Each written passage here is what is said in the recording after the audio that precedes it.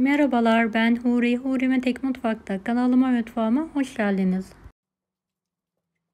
Hafif kabak salatası nasıl yapılır onun tarifini vermek istiyorum. 3 adet kabağım var. Baş ve dip kısımlarını keserek temizliyorum.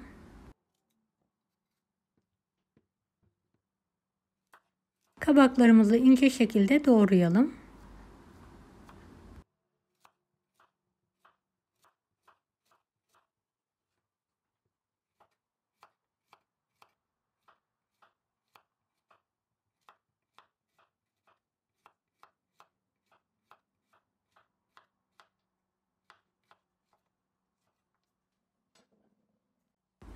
Videomu izlerken buraya kadar geldiyseniz yorum kısmına herhangi bir emoji bırakırsanız bana destek olmak için sevinirim.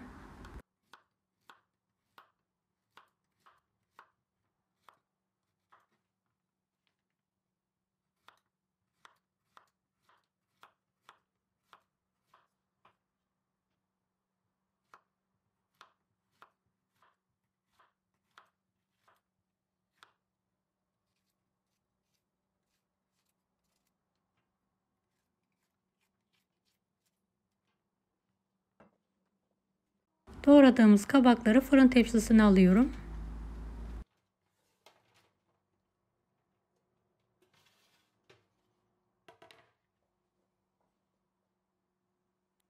İki adet soğanı piyazlık bir şekilde doğrayalım.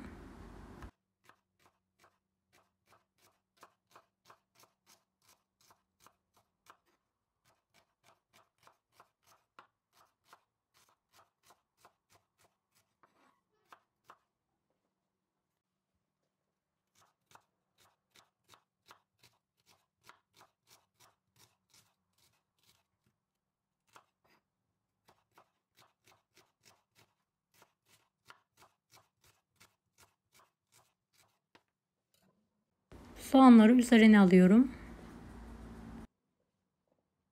Biraz zeytinyağı gezdirelim. Tuz, kırmızı pul biber,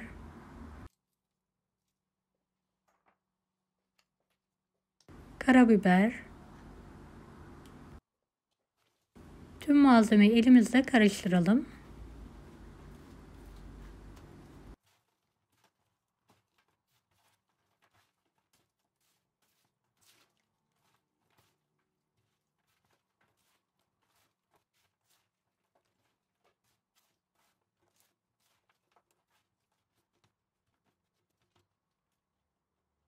Fırın tepsisinin üzerine yayalım.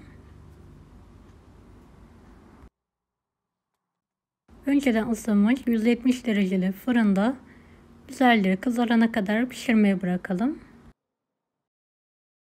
Evet, pişen kabakları fırından çıkartalım. Kendi halinde soğumaya alalım. Evet, soğuduktan sonra servis kasesine alabiliriz artık.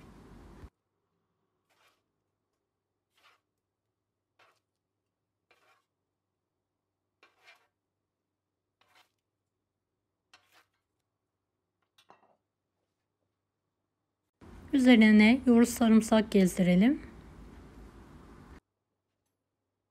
Evet, artık yemeğe hazır. Hafif lezzetli bir tarif.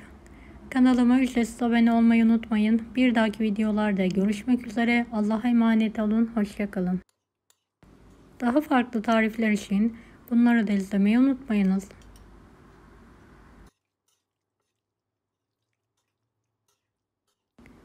Afiyet şifa olsun herkese.